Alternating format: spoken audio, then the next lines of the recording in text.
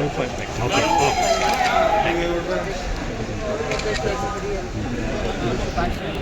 ಮಹಿಳಾ ಕೋಟ ಇನ್ನೂ ಖಾಲಿ ಇದೆ, ಹೀಗಾಗಿ ನಿರೀಕ್ಷೆ ಇದೆಯಾ?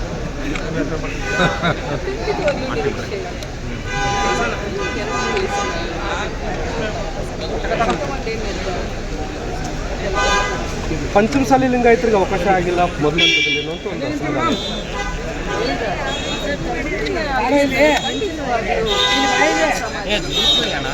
ಲಿಂಗಾಯತ ಸಮುದಾಯಕ್ಕೆ ಎಷ್ಟು ಸಚಿವ ಸ್ಥಾನ ಸಿಗ್ಬಹುದು?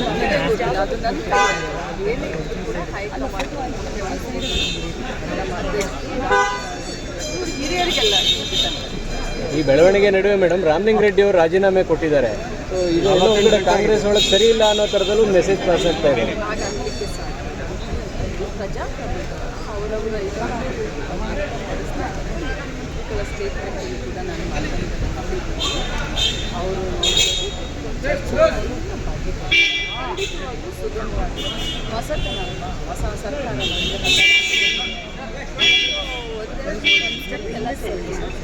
ಡಿ ಕೆ ಶಿವಕುಮಾರ್ ಅವರಿಗೆ ಸೀನಿಯರ್ ಸವಾಲಾಗಿದ್ದಾರೆ ಅಂತ.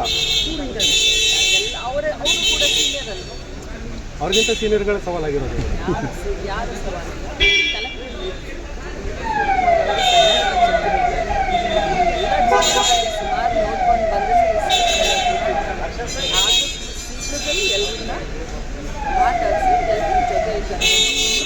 ಬಟ್ ಈಗ ಮೇಡಮ್ ಅದು ರಾಜೀನಾಮೆ ಕೊಡುವ ಹಂತ ಹೋಗಬಾರ್ದಾಗಿತ್ತು, ಅದನ್ನ ಮೊದಲೇ ತೀರ್ಮಾನ ಅಂದರೆ ಸಮಾಧಾನಗೊಳಿಸ್ಬೋದಾಗಿತ್ತಲ್ಲ ಅಂತ ವಿಚಾರ ಇದೆ.